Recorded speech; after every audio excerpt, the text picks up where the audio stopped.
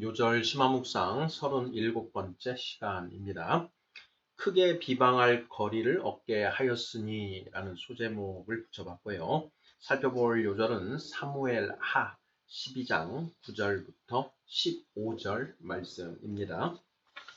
모두 8개의 심화묵상 질문으로 구성되어 있습니다. 본문 말씀과 질문들을 읽어보도록 하겠습니다. 사무엘 하 12장 9절부터 15절까지 9절 그러한데 어찌하여 내가 여호와의 말씀을 업신여기고 나 보기에 악을 행하였느냐. 내가 칼로 햇사람 우리아를 치되 암몬 자손의 칼로 죽이고 그의 아내를 빼앗아 내 아내로 삼았도다.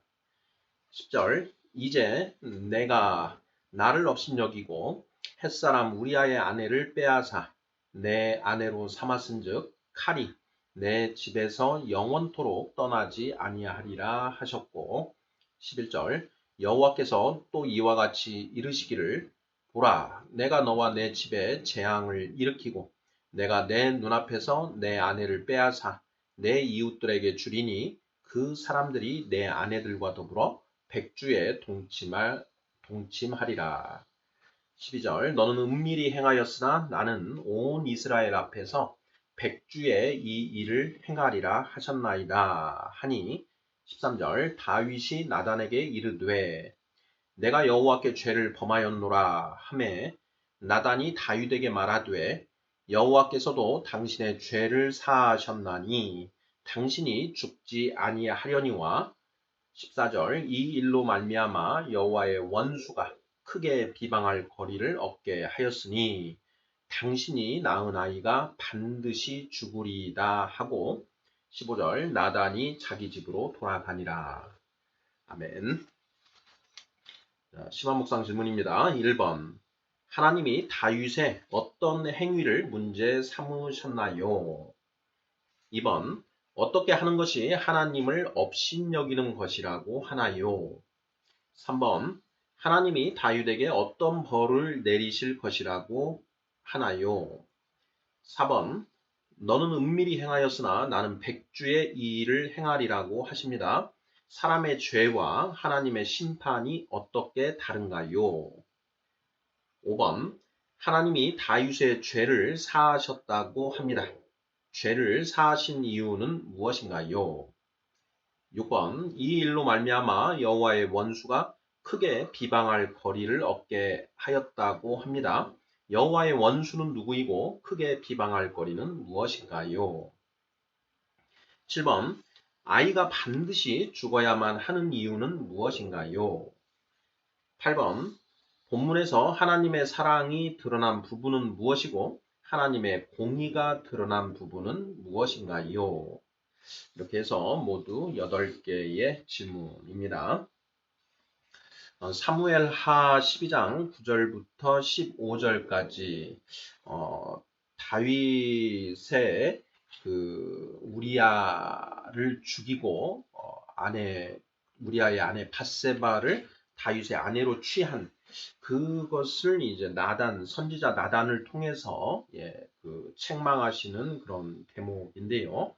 이 중에 보면 이제 14절에 이 일로 말미암아 여호와의 원수가 크게 비방할 거리를 얻게 하였으니 당신이 낳은 아이가 반드시 죽으리이다 하는 이 부분요.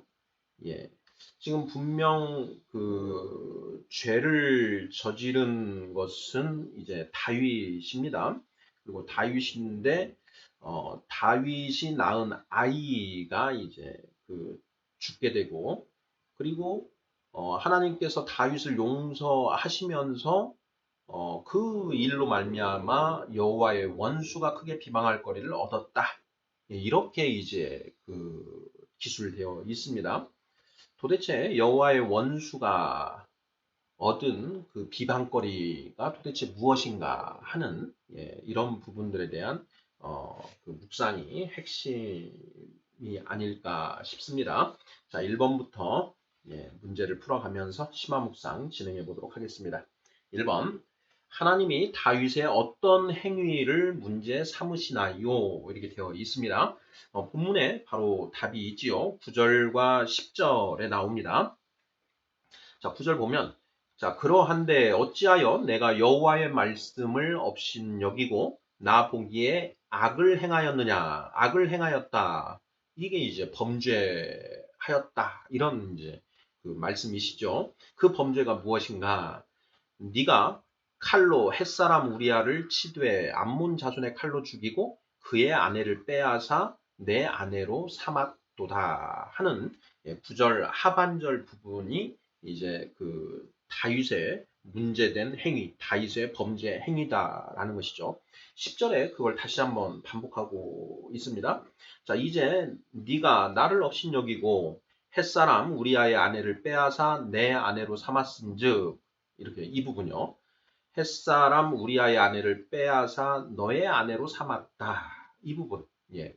여전히 그 범죄를 같이 지적하고 있는 대목이 되겠습니다. 자, 이와 같은 다윗의 행위에 범죄로 특정을 해보자면 먼저 다윗이 우리아의 아내 밧세바를 범하였습니다. 예, 그 부분이 이제 강간죄에 해당된다라고 볼 수가 있겠지요. 자, 그리고 그 이후에 우리아를 사지로 몰아넣어서 죽게 만들었습니다. 바로 암몬 자손의 칼로 죽게 만들었다라고 하는 그 대목인데요. 자, 이 부분에서 다윗은 살인죄를 또 저질렀다라는 게 되겠습니다. 기타 이웃의 아내를 탐하여 자기 아내로 삼았다라고 하는 내 이웃의 것을 탐하지 말라라고 하는 그 10계명 중 10번째 계명도 우리가 생각해 볼 수 있습니다. 그러니까 살인하지 말라, 간음하지 말라, 내 이웃의 것을 탐하지 말라라고 하는 그 10계명의 계명들을 모두 어긴 것이죠. 자, 1번 하나님이 다윗의 어떤 행위를 문제 삼으시나요? 하는 이 질문 이 정도로 답을 하시면 충분할 것 같습니다. 자, 2번 질문 보겠습니다. 어떻게 하는 것이 하나님을 업신여기는 것이라고 하나요? 자, 하나님을 업신여겼다. 10절에 보면 이제 네가 나를 업신여기고 이렇게 되어 있습니다. 네가 나를 업신여기고 자, 어떻게 하는 것이 하나님을 업신여기는 것인가? 우리가 성경에 보면 이제 하나님을 영광스럽게 한다라는 그런 이제 표현이 또 있습니다. 그 하나님을 우리가 영광스럽게 해드려야 되지요. 자, 어떻게 하는 것이 우리가 하나님을 영광스럽게 하는 것인가 하는 부분, 이 부분도 우리가 이제 깊이 생각해 보아야 할 대목인데, 오늘 본문에서는 하나님을 업신여긴다라는 이런 표현이 나온 것입니다. 그래서 이 질문은 어떻게 하는 것이 하나님을 업신여기는 것인가 하는 이제 그것에 대한 답을 찾아보고자 하는 것인데요.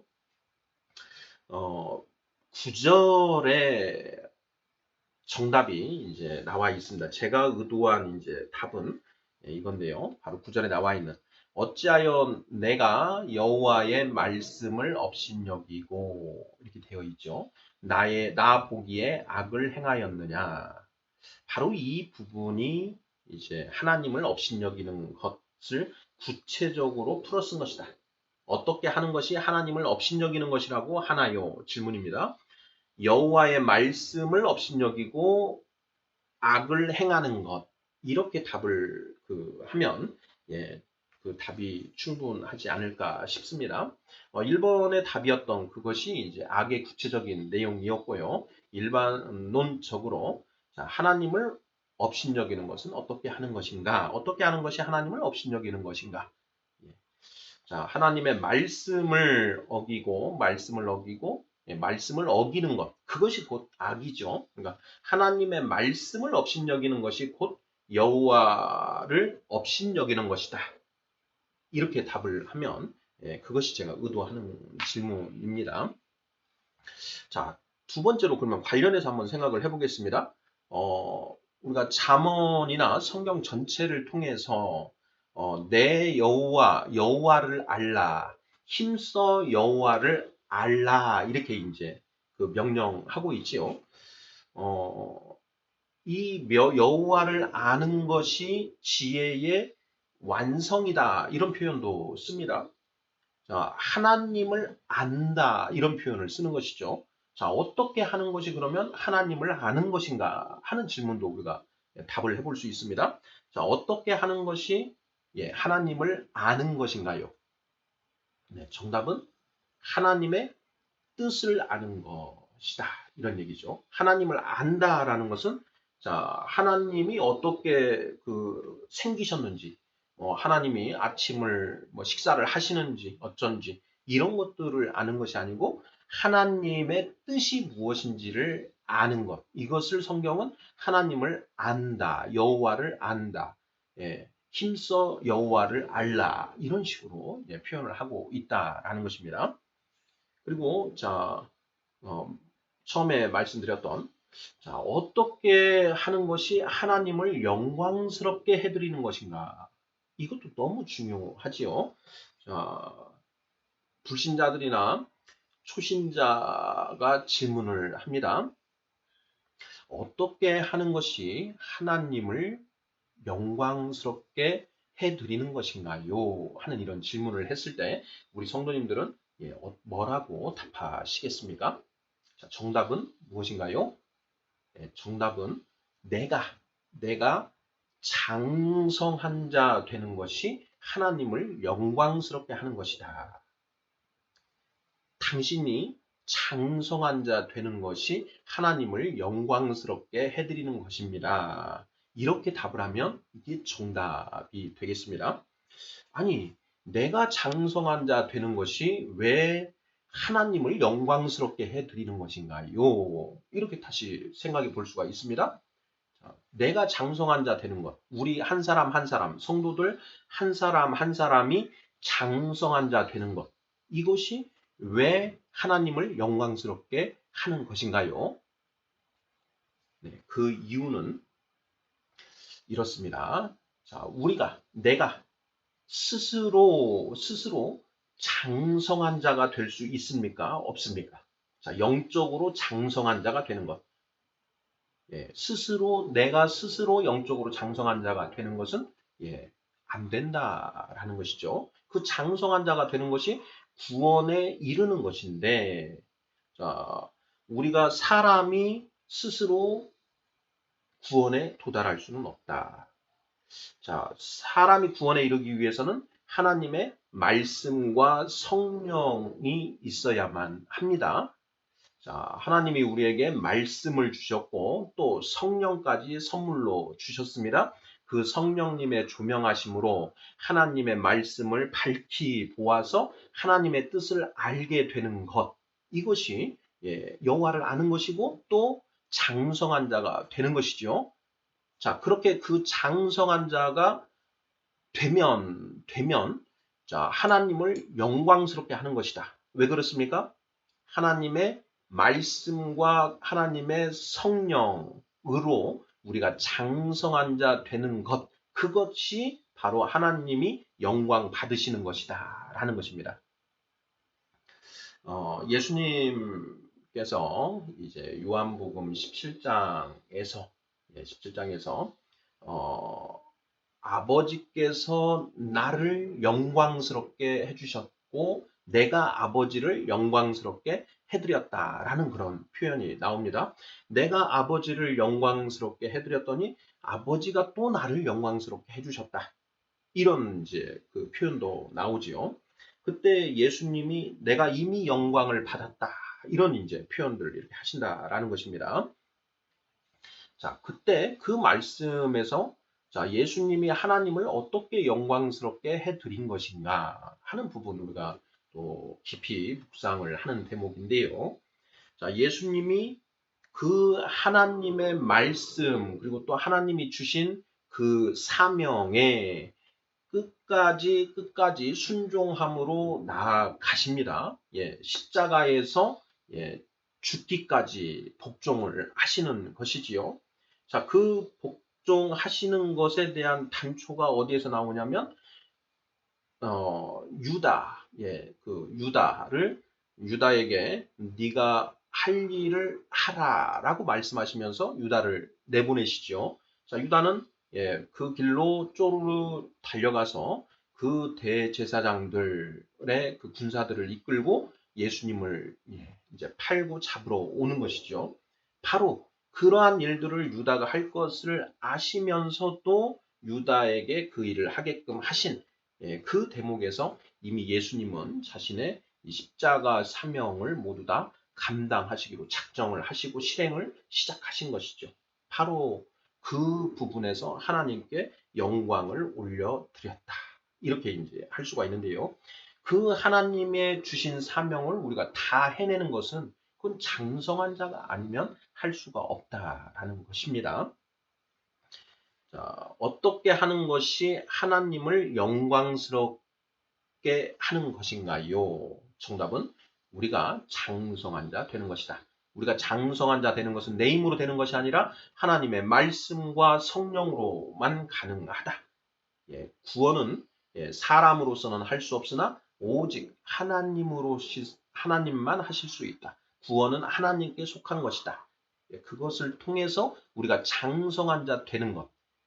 완전히 죽을 자였던 도저히 바뀔 수 없는 우리 같은 죄인 중에 괴수였던 우리가 말씀과 성령에 의해서 하나님의 말씀에 자발적으로 순종할 수 있는 그런 장성한 자가 되는 것. 그것이 바로 하나님의 말씀과 성령의 그 능력을 드러내는 것이다. 그래서 사탄이 모르긴 몰라도 와, 하나님은 진짜 하나님의 말씀과 그 성령은 정말 능력이 있구나. 저 인간이 어떻게 저렇게 바뀌었을까? 그것을 보면서 하나님, 그 사탄의 그 말에 하나님이 영광을 받으신다. 이렇게 해석하는 것이 맞지 않을까 생각합니다. 자, 3번 문제 보겠습니다. 하나님이 다윗에게 어떤 벌을 내리실 것이라고 하나요? 자, 10절, 11절에 보면 이제 그 답이 나오죠. 자, 10절 하반절에 칼이 내 집에서 영원토록 떠나지 아니하리라. 칼이 내 집에서 영원토록 떠나지 않을 것이다. 이게 이제 하나님이 그 다윗의 이 살인죄와 강간죄, 간음과 살인을 저지른 그 다윗에게 내리는 벌인 것이죠. 자, 그리고 11절 여호와께서 또 이와 같이 이르시기를 보라. 내가 너와 내 집에 재앙을 일으키고 너와 너의 집 다윗과 다윗의 집에 재앙이 일어나고 또 다윗의 아내를 빼앗아 그 이웃들에게 주리니 그 사람들이 내 아내들과 더불어 백주에 동침하리라. 자, 이러한 벌을 하나님이 다윗에게 내리신다 이런 것이죠. 자, 그래서 하나님이 다윗에게 어떤 벌을 내리실 것이라고 하나요? 첫째, 칼이 내 집에서 영원토록 떠나지 않을 것이다. 둘째, 다윗과 다윗의 집에 재앙이 끊임없이 일어날 것이다. 세 번째, 다윗의 아내들이 강간을 당할 것이다. 이런 세 가지로 표현을 하면 되겠습니다. 자, 그 다음 문제 보겠습니다. 4절. 4번. 너는 은밀히 행하였으나 나는 백주의 이 일을 행하리라고 하십니다. 사람의 죄와 하나님의 심판이 어떻게 다른가요? 하는 질문입니다. 12절을 보면 너는 은밀히 행하였으나 나는 온 이스라엘 앞에서 백주의 이 일을 행하리라 하셨나이다 하니 이렇게 되어 있습니다. 자, 보통 사람은 죄를 지을 때 은밀하게 죄를 범합니다. 물론 백주 대낮에 공개적으로 어떤 그 범죄 행위를 하는 사람들도 있지만 대부분의 사람들은 이제 자신의 죄를 누가 알지 못하도록 은밀하게 죄를 범하지요. 자, 반면에 하나님의 그 심판과 하나님의 그 징벌은 이렇게 공개적으로 이루어진다라는 것입니다. 환난 백주 대낮에 하나님이 우리를 처벌하신다. 공개적으로 처벌을 하신다라는 것이지요. 자, 너는 은밀히 행하였으나 나는 온 이스라엘 앞에서 백주의 이 일을 행하리라. 너는 은밀하게 죄를 저질렀지만 나는 너를 공개적으로 공공연하게 너의 죄를 벌하시겠다. 이렇게 하신다는 것입니다. 자, 하나님의 심판은 아주 공의로운 것이고요. 그리고 공개적으로 이루어지지요.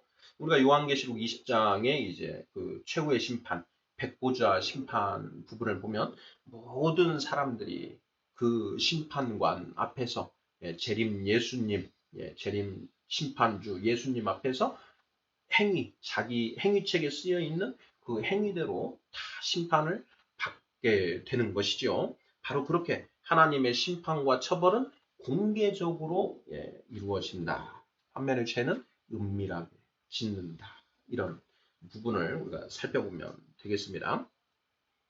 자, 4번에 대한 답은 이 정도로 하면 될 것 같고요. 자, 여기에서 우리가 한 가지 생각해 볼 필요가 있는 부분이요. 이런 문제가 좀 생각해 볼 수 있습니다. 다윗이 죄를 지었는데 왜 다윗의 아내들이 강간을 당하여야 하는가 하는 이제 그런 의문이 저는 좀 있었습니다. 자, 다윗의 아내들이 강간을 당한다. 예. 다윗에 대한 처벌은 분명 맞지요. 다윗이 그것을 보면서 크게 고통을 받을 것이기 때문에 다윗의 처벌은 분명히 맞습니다. 자, 그러나 그 다윗의 아내들은 도대체 무슨 죄일까? 하는 그런 의문이 또 여기서 발생하게 됩니다. 자, 이것에 대해서 누군가가 또 질문을 합니다. 다윗의 아내들이 강간을 당한다. 다윗의 죄 때문에 다윗의 아내가 강간을 당한다. 이것은 부당하지 않은가요? 하는 이런 의문을 품을 수 있습니다. 그리고 질문을 할 수가 있지요. 자, 그러한 질문을 이제 받게 됐다. 우리가 아이들에게 공과 시간에 이 대목을 가지고 공부를 하는데 아이들이 그런 질문을 합니다. 그러면 우리 성도님들께서는 뭐라고 답변을 하시겠습니까? 네, 저는 이렇게 한번 답변을 생각해 보았습니다. 다윗의 아내들이 강간을 당합니다. 자, 다윗의 아내들이 강간을 당하는 일은 누군가의 범죄 행위로 인한 것이지요. 다윗의 아내들이 당하는 일은 그 하나님이 그 강간을 이렇게 그 만들어내신 것이 아니고 누군가의 범죄 행위로 인하여 그들이 그런 피해를 당하는 것이다 라는 것입니다. 그러니까 누군가의 범죄 행위로 인한 것이다 이런 것입니다. 그러니까 하나님이 적극적으로 자기적으로 그걸 만들어서 그런 상황을 만들어서 그렇게 처벌을 하시는 것이 아니다.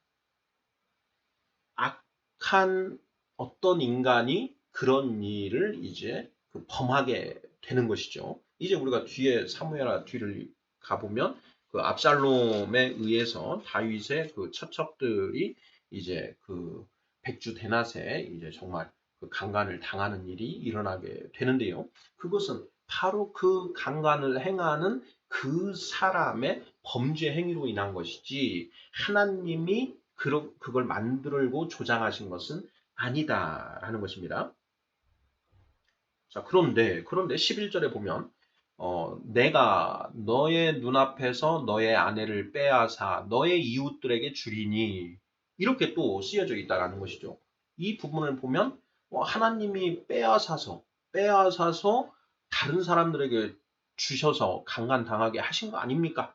이런 이제 그 뉘앙스가 있지요. 자, 이것을 그러면 어떻게 이해하고 설명해야 하는가 이건데요. 저는 이렇게 답을 하면 좋을 것 같습니다. 자, 하나님이 다윗의 이 죄로 인하여 다윗의 아내들을 다른 사람의 범죄로부터 보호해 주시지 않을 것이다 라는 그런 의미로 이해하는 것이 딱 맞지 않은가 싶습니다. 하나님은 하나님의 백성을 보호하십니다. 하나님이 이 세상 모든 사람들을 긍휼히 여기시지요. 그런데 이제 하나님의 거듭나서 이제 하나님의 자녀가 된 그 사람들은 더 보호를 하시고요. 그리고 장성한 자가 된 자들은 더 이제 보호를 하십니다. 그래서 하나님께 가까이 갈수록 하나님의 보호를 더 많이 받게 된다. 이것을 우리가 성경을 통해서 이해할 수가 있는데요. 자, 다윗은 하나님의 사람이고 하나님을 경외하며 나아가는 사람이기 때문에 하나님은 다윗과 그의 가족을 보호를 해주시죠. 그의 가족은 다윗 때문에 보호함을 받는 것입니다. 자, 그런데 다윗이 이렇게 범죄하였기 때문에 그런 일이 벌어질 때 내가 너와 너의 아내들을 보호해주지 않겠다라는 너의 그 범죄에 대한 대가를 치러야 되기 때문에 내가 보호해주지 않겠다라는 것이죠. 그리고 너와 너의 집에 재앙이 일어난다. 이 재앙을 일으키는 것이 타락한 인간의 어떤 이 본성이고 당연히 일어나는 일들입니다. 타락한 인간들이 서로가 서로에 대한 올무로 작용을 한다라고 했지요. 바로 그런 일들이 일어날 때, 자, 하나님을 경외하는 그 사람과 그 가정은 하나님께서 특별히 그런 일들로부터 보호해 주시고, 피할 길을 내주시는데, 그것을 하시지 않으신다라는 그런 의미인 것이죠. 우리가 로마서 1장을 보면, 하나님의 어떻게 하나님이 하시느냐? 내버려 두시는 것. 하나님이 우리를 인도하시고 보호해 주셔야 되는데 그 인도와 보호를 하지 않으시고 내버려 두는 것이 하나님의 그런 어떤 처벌이고 가장 무서운 징계다. 이런 걸 우리가 로마서 1장에서 확인하지 않습니까? 바로 그런 표현이 아닌가 하는 것이죠. 칼이 내 집에서 영원토록 떠나지 아니하리라. 자, 다윗이 정말 이런 범죄를 저지르지 않았다면 하나님의 인도하심과 보호하심으로 다윗의 집안에 칼이 들어올 일이 없었을 것이다. 그런데 네가 그런 범죄를 하였으므로 내가 너의 그러한 그 인도와 그 보호하심의 그 쉴드 방패가 벗겨져서 이제 칼이 너희 집안에서 떠나지 않는 그런 상황들이 벌어지게 되는 것이다. 이런 의미로 이해를 하는 게 맞지 않을까 싶습니다. 자, 다윗의 아내들이 무슨 죄인가? 그것이 아니라 자, 다른 어떤 사람의 범죄로 인하여 다윗의 아내들이 그런 일을 겪게 되는 것이다. 그러니까 그 다윗의 아내들에게 그런 어떤 하나님이 적극적인 그런 상황을 만드시는 것이 아니고 그러한 범죄로부터 다윗의 아내들을 지켜주시지 않을 것이다 라는 그런 측면으로 우리가 이해를 하면 맞지 않을까 하는 그런 의견입니다. 자, 5번 문제 보겠습니다. 하나님이 다윗의 죄를 사하셨다고 합니다. 죄를 사하신 이유는 무엇인가요? 자, 13절입니다. 자, 다윗이 나단에게 이르되 내가 여호와께 죄를 범하였노라 하매 나단이 다윗에게 말하되 여호와께서도 당신의 죄를 사하셨나니 당신이 죽지 아니하려니와 이렇게 되어 있습니다. 여기에 보면 여호와께서도 당신의 죄를 사하셨나니 이렇게 되어 있죠. 여호와께서도 당신의 죄를 사하셨나니. 자, 여호와께서 다윗의 죄를 사하셨습니다. 자, 왜 사하셨나요? 정답은 바로 상반절에 나오는 다윗이 내가 죄를 범하였다라는 그 죄를 인정하고 자복한 부분 때문에 사하셨다라는 것이죠. 하나님이 다윗의 죄를 사하셨다고 합니다. 죄를 사하신 이유는 무엇인가요? 다윗이 내가 여호와께 죄를 범하였노라 하고 자복하였기 때문에 다윗은 성령을 받았죠. 기름 부음을 받고 그 하나님의 영이 다윗에게 임하여서 성령으로 거듭난 사람입니다. 자, 거듭난 다윗이 이제 이런 죄를 범하였을 때 우리가 그 죄를 자복함으로 그 죄가 사함받아질 수 있다. 사함받을 수 있다라는 것입니다. 예, 오늘날 우리 성령 받은 사람들도 그렇게 얘기를 하는 것이죠. 요한 1서에 보면 너희가 너희의 죄를 자백하면 자복하면 그 하나님이 우리의 죄를 사하여 주시고 하는 이제 그런 부분들을 분명하게 선포를 하고 있습니다. 요한일서 1장 9절입니다. 만일 우리가 우리 죄를 자백하면 그는 미쁘시고 의로우사 우리 죄를 사하시며 이렇게 되어 있죠. 그래서 다윗이 지금 용서를 받은 것은 그 죄를 인정하고 자복하였기 때문이다. 이렇게 다윗이 먼저 적극적으로 자신의 죄를 자백하지는 않았습니다. 다윗은 어떻게 보면은 지금 죄를 저지르고도 자신의 죄에 둔감해 있는 그런 상황이었죠. 그런데 하나님이 선지자 나단을 보내서 비유를 들어서 책망을 하셨습니다. 그 끝에 다윗이 자신의 죄를 인정하는 것이죠. 자신의 죄를 깊이 인정하고 회개를 했다. 그래서 죄를 사하셨다. 이렇게 답을 하면 되겠습니다. 자, 여기에서 한 가지 우리가 좀 더 묵상을 해봐야 될 게 있는데요. 13절을 보면 하반절에 여호와께서도 당신의 죄를 사하셨나니 이렇게 되어 있습니다. 여기에 보면 여호와께서도 이렇게 되어 용서하셨다. 자, 그러면 여호와께서도 용서를 하셨다면 또 다른 이 죄를 사하신 분이 또 있다라는 것을 우리가 알 수 있습니다. 그렇지요? 자, 다윗의 죄를 그러면 여호와께서도 사하셨고 그러면 다른 누가 또 다윗의 죄를 사하신 것인가 하는 이 부분에 우리가 묵상을 좀 해봐야 됩니다. 어떤가요? 우리 성도님들. 자, 이 질문. 여호와께서도 다윗의 죄를 사하셨다고 되어 있으니 여호와 외에 또 다윗의 죄를 사하신 존재가 있다는 것인데 그게 누구인가요? 이렇게 질문을 한다라는 것입니다. 자, 이것에 대해서 뭐라고 답을 해야 될 것인가 하는 그런 질문입니다. ESV 성경에도 보면 이 12장 14절을 보면 거기도 역시 그렇게 되어 있습니다. 자, The Lord also has put away your sin 이라고 되어 있습니다. The Lord also라는 표현이 들어가 있는 것이죠. 자, The Lord also has put away your sin. put away your sin. 너의 죄를 없이 하셨다. 없이 하셨다. also. 그러면 다른 분, 또 그 다윗의 죄를 없이 하신 다른 분은 누구인가? 우리 개역개정에는 이제 여호와라고 이렇게 이제 쓰여져 있는데 ESV 성경에는 the Lord라고 이렇게 표현이 되어 있습니다. 이것을 어떻게 이해하는가 하는 이제 그런 의문을 한번 가져볼 필요가 있고 묵상해야 될 것 같습니다. 자, 이어서 한번 보도록 하겠습니다. 6번 문제입니다. 자, 이 일로 말미암아 여호와의 원수가 크게 비방할 거리를 얻게 하였다고 합니다.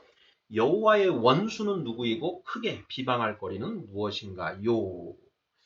이렇게 되어 있습니다. 자, 이 질문이 방금 전에 우리가 언급한 여호와께서도라고 하는 이 부분과 이제 이어서 우리가 생각해 볼 수 있는 대목입니다. 자, 이 일로 말미암아 여호와의 원수가 크게 비방할 거리를 얻게 하였으니 당신이 낳은 아이가 반드시 죽으리이다 하고 14절 이렇게 되어 있죠. 여호와의 원수는 누구이고 크게 비방할 거리는 무엇인가요? 자, 여호와의 원수 누구인가요? 바로 사탄이죠. 사탄. 자, 여호와의 원수라고 표현이 되어 있습니다. 사탄이다. 사탄. 자, 그런데 우리가 사탄은 예수 그리스도의 원수이지요. 자, 예수님이 부활하시고 하늘에 올라가셔서 아버지 우편에 앉아 계시지요. 언제까지 앉아 계시나요? 성부 하나님이 내 원수로 그 발등상이 되게 하실 때까지 앉아 있다라는 것이죠. 자, 히브리서 1장 보겠습니다. 히브리서 1장. 13절입니다. 어느 때의 천사 중 누구에게 내가 내 원수로 내 발등상이 되게 하기까지 너는 내 우편에 앉아 있으라 하셨느냐. 자, 이것뿐만 아니라 성경에 여러 번, 한 대여섯 번 정도 이 표현이 이제 나타납니다. 내가 너의 원수로 너의 발등상이 되게 하기까지 너는 내 우편에 앉아 있으라. 자, 여기서 내가 여기에는 이제 성부 하나님이시죠. 그리고 너의 원수 할 때 너는 이제 예수 그리스도 성자 하나님을 가리키지요. 그리고 너의 원수는 누구냐? 사탄입니다. 사탄. 자, 그러니 자, 하나님이 계시고 성부 하나님이 계시고 성자 하나님이 계시고 그 성자 하나님의 원수인 사탄이 존재한다라는 것입니다. 그런데 그 표현을 지금 우리 개역개정에서는 자, 여호와의 원수 이렇게 이제 표현을 하고 있다라는 것이죠. 예. 자, 그러면 여기에서 여호와라고 하는 이 여호와는 곧 그 예수 그리스도를 이제 지칭하는 그런 표현으로 볼 수 있지 않는가? 예, 이런 이제 그 생각을 해볼 수가 있습니다.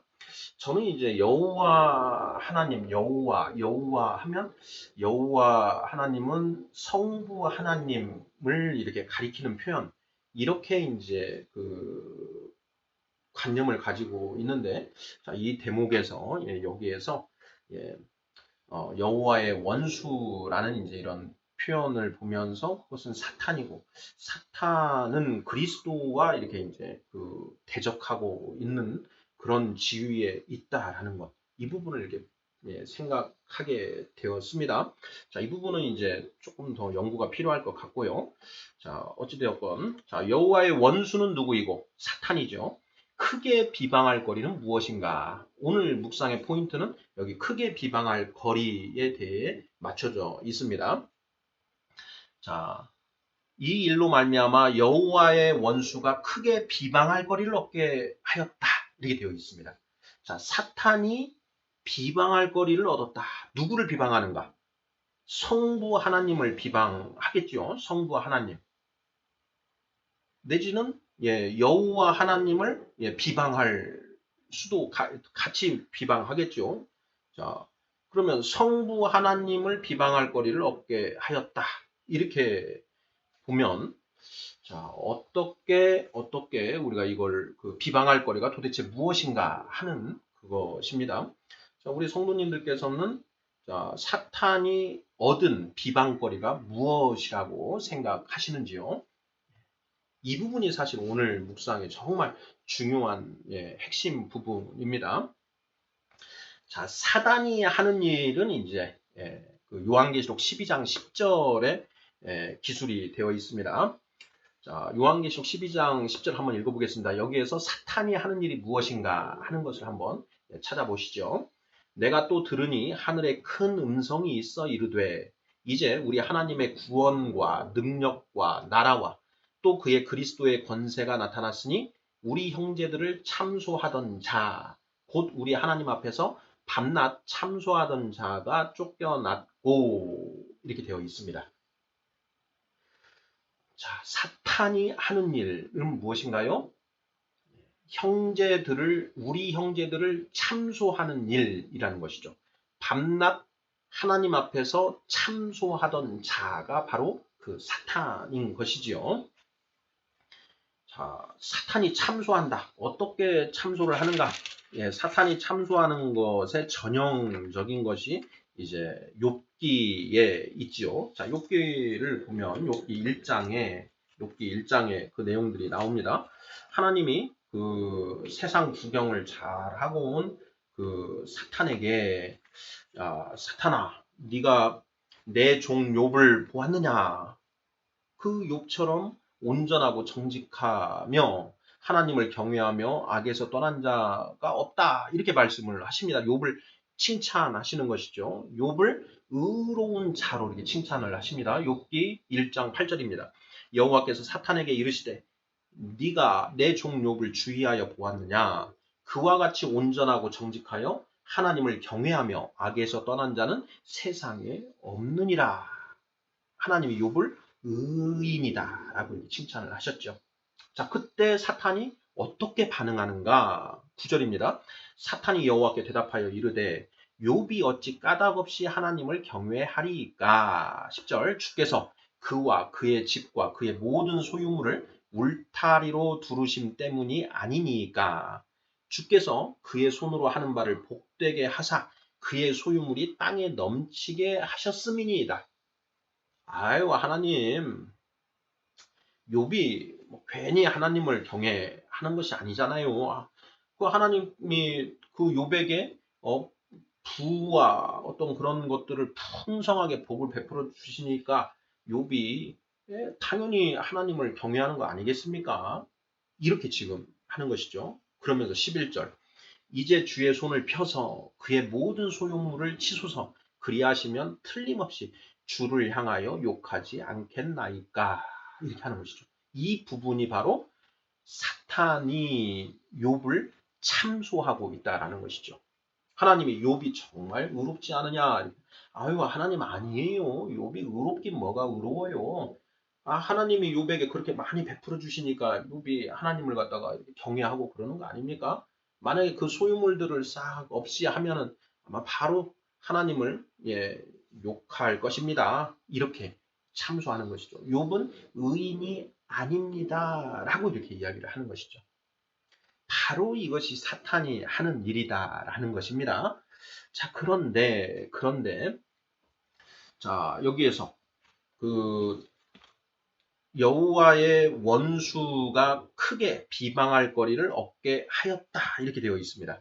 여호와의 원수가 크게 비방할 거리를 얻게 하였다. 누구를 비방하느냐? 다윗을 비방하나요? 그건 아니죠. 예. 하나님을 비방할 거리를 얻게 하였다라는 것입니다. 그러면 도대체 하나님을 그 비방하는 그 거리가 뭐라고 하나님을 비방하는 것이 한다는 것이냐? 이것을 우리가 생각해 봐야 된다라는 것이죠. 그렇지요. 자, 무엇입니까? 네. 저는 이렇게 묵상을 해 보았습니다. 자, 다윗이 범한 범죄. 첫째, 강간. 강간. 그리고 살인을 저질렀지요. 자, 그러한 범죄는 범죄를 저지른 자는 어떻게 되어야 합니까? 우리가 성경을 찾아봐야죠. 자, 성경을 보면 레위기 20장 10절입니다. 자, 누구든지 남의 아내와 간음하는 자, 곧 그의 이웃의 아내와 간음하는 자는 그 간부와 음부를 반드시 죽일지니라. 이렇게 되어 있습니다. 이거는 이제 통간이죠. 남자와 여자가 서로 정을 그 뜻을 같이 해서 간음한 경우에 둘 다 죽여라. 이렇게 되어 있는 것이고요. 또 이제 살인하는 자, 이런 이제 강간을 한 자도 당연히 이제 죽이도록 되어 있습니다.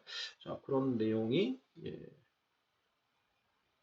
그 성경에 기록되어 있죠. 그 처녀를 사람을 간음한 자, 강간한 자, 그때 그 강간한 자는 죽여라 이렇게 되어 있습니다.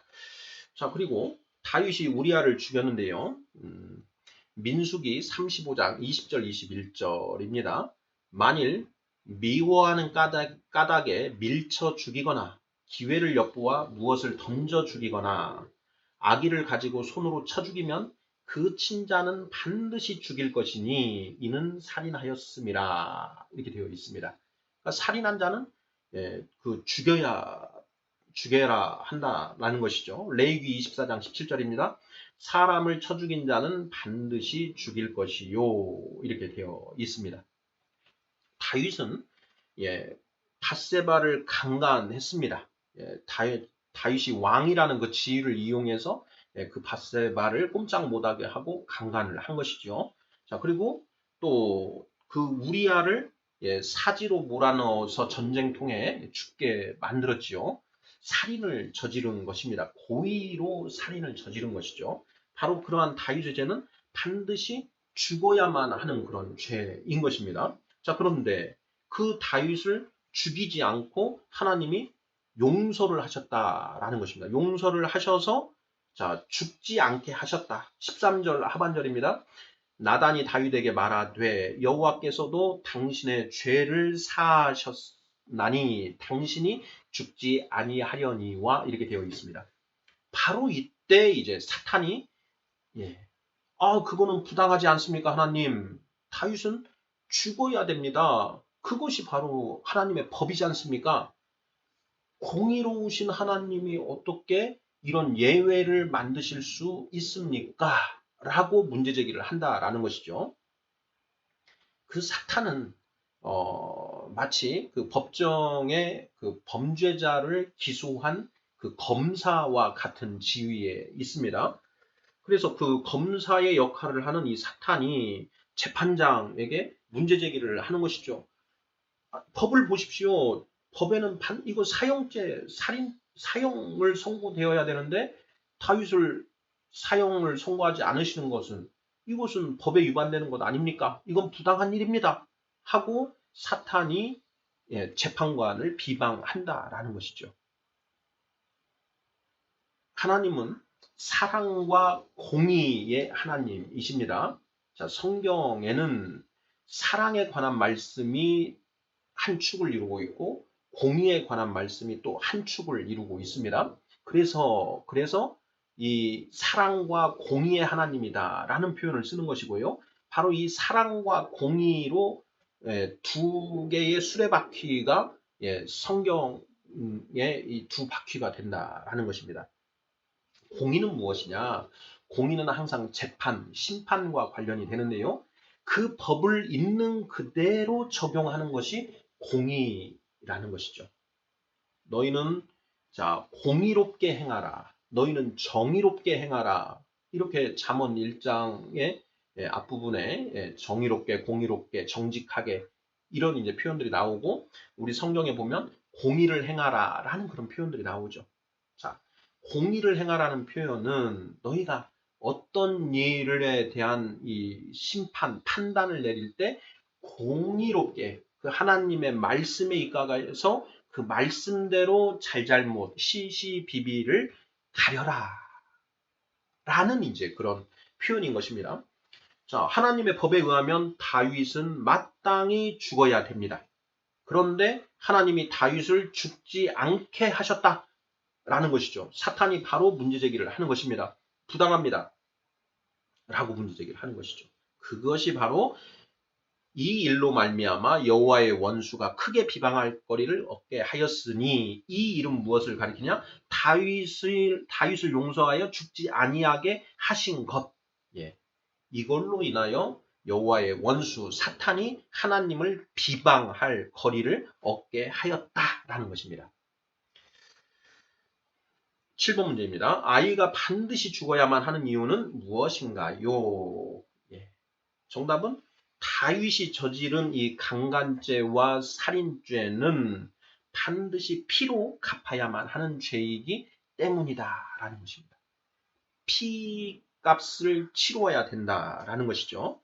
자, 그런데 이때 당시에는 아직 예수님께서 십자가에서 죽으시기 전입니다. 예수님이 아직 그 피값을 치르시기 전이다라는 것이죠. 그러니 사탄이 비방을 하는 것입니다. 하나님을 비방하시는 것이죠. 그래서 반드시 누군가가 피를 흘려야 된다. 결국 이 다윗이 낳은 그 아이는 다윗을 대속하는 대속 제물로서 죽임을 당한다. 죽은 것이다. 이렇게 볼 수가 있는 것이죠. 자, 아이가 반드시 죽어야만 하는 이유는 무엇인가요? 다윗의 죄는 피로 갚아야만 하는 죄이기 때문에 아이가 대속제물이 된 것이다 라는 것입니다.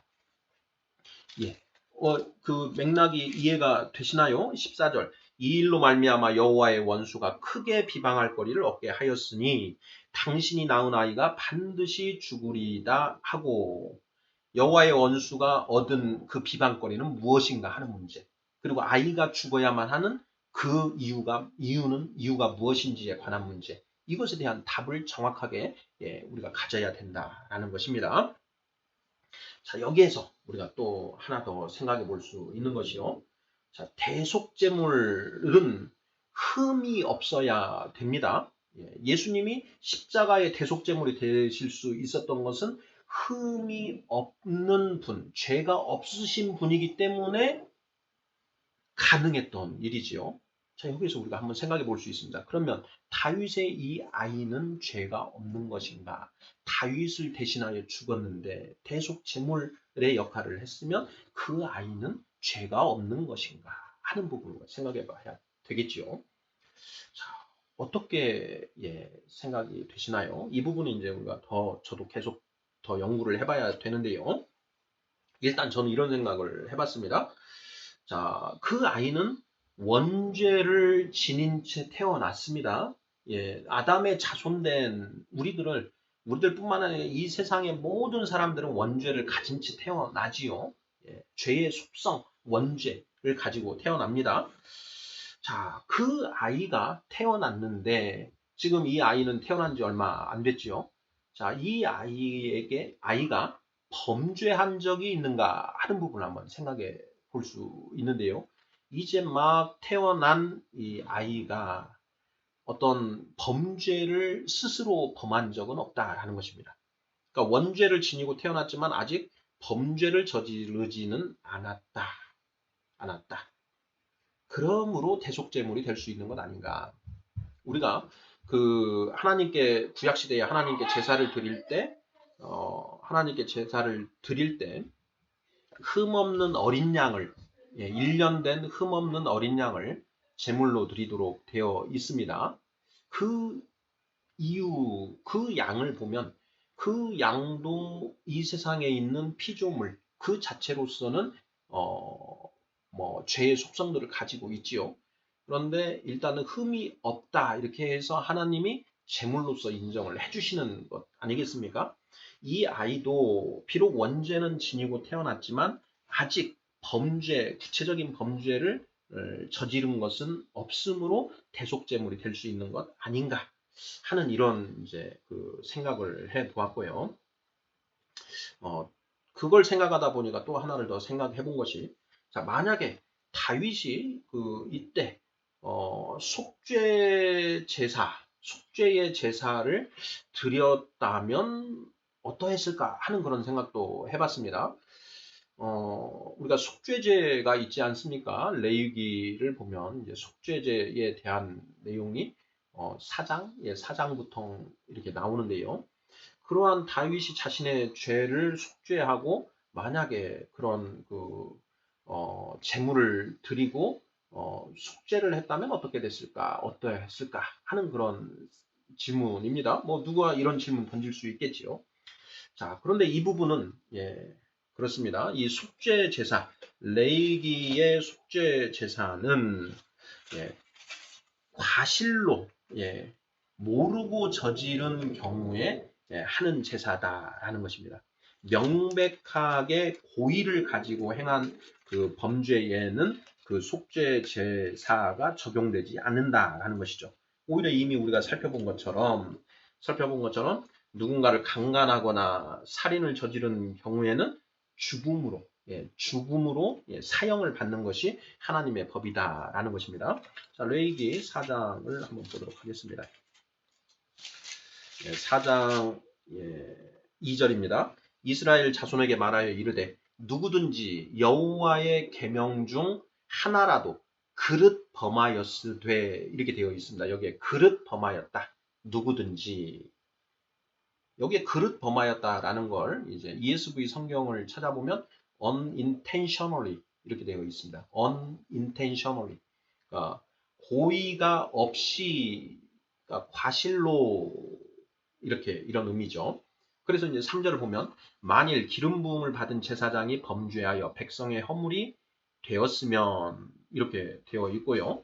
13절 보면 만일 이스라엘 온 회중이 여호와의 계명 중 하나라도 부지 중에 범하여 허물이 있으나 스스로 깨닫지 못하다가 그 범한 죄를 깨달으면 회중은 수송아지를 속죄제로 드릴지니 이렇게 되어 있습니다. 그러니까 부지 중에 그 과실로 이제 죄를 저질렀다라는 것입니다. 22절 보면 만일 족장이 그의 하나님 여호와의 계명 중 하나라도 부지 중에 범하여 허물이 있었는데 이렇게 되어 있고요.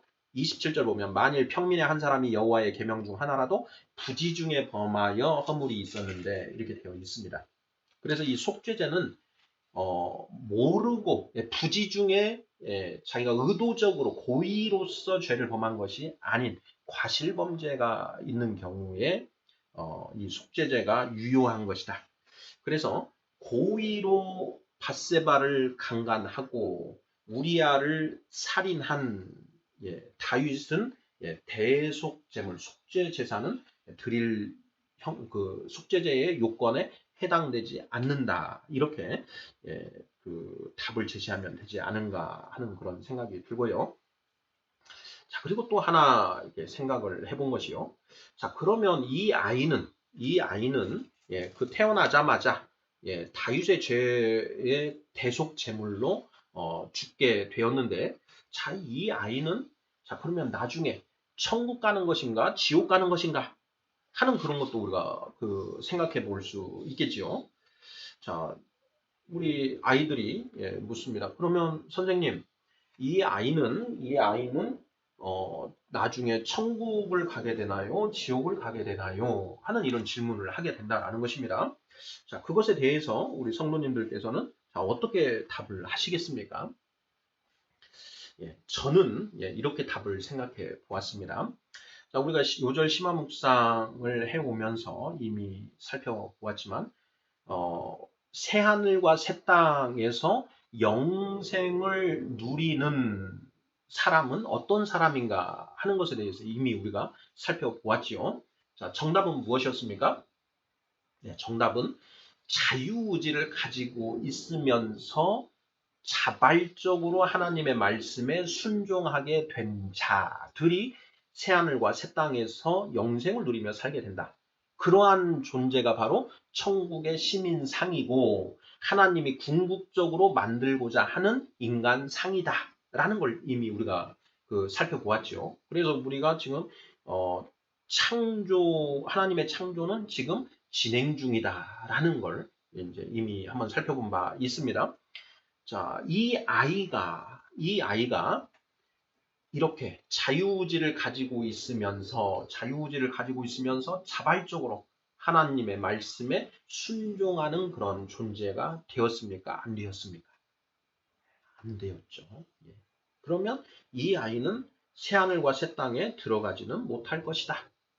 그러면 어떻게 되는 것입니까? 하는 이제 또 의문이 있을 수 있는데요. 자, 그 점에 대해서는 하나님의 다른 계획이 있지 않을까. 그것은 우리가 알 수 없다. 이렇게 답하는 것이 맞지 않을까 싶습니다. 다만 이 아이가 천국에 들어갈 것인가 하는 부분에 대해서는 우리가 성경을 통해서 답은 할 수 있다라는 것이죠. 자, 8번 보겠습니다. 자, 본문에서 하나님의 사랑이 드러난 부분은 무엇이고 하나님의 공의가 드러난 부분은 무엇인가요? 제가 이제 이 질문을 하면서 성경 구절들을 좀 이렇게 묵상을 해봤는데요. 하나님의 사랑을 표현하는 말씀인가? 하나님의 공의를 표현하는 말씀인가? 하는 것을 우리가 분별하면서 성경을 읽을 필요가 있다라는 그런 생각을 해봤습니다. 하나님은 사랑의 하나님만은 아니시고요. 또 하나님은 공의의 하나님만도 아니시죠. 하나님은 사랑과 공의의 하나님, 사랑과 공의를 모두 가지고 계시는 하나님이시다. 하나님의 속성 사랑, 하나님의 속성 공의, 이걸 다 100% 발휘를 하신다라는 것이죠. 공의, 사랑 100%, 공의도 100% 발휘하신다. 그래서 우리가 성경은 이 사랑과 공의의 두 바퀴로 굴러간다. 이런 이제 표현을 해볼 수 있다라는 것입니다. 그러면 성경 말씀 중에 제가 다 해보진 않았지만 성경 말씀 중 절반은 하나님의 사랑에 관한 말씀이고 나머지 절반은 공의에 관한 말씀이다.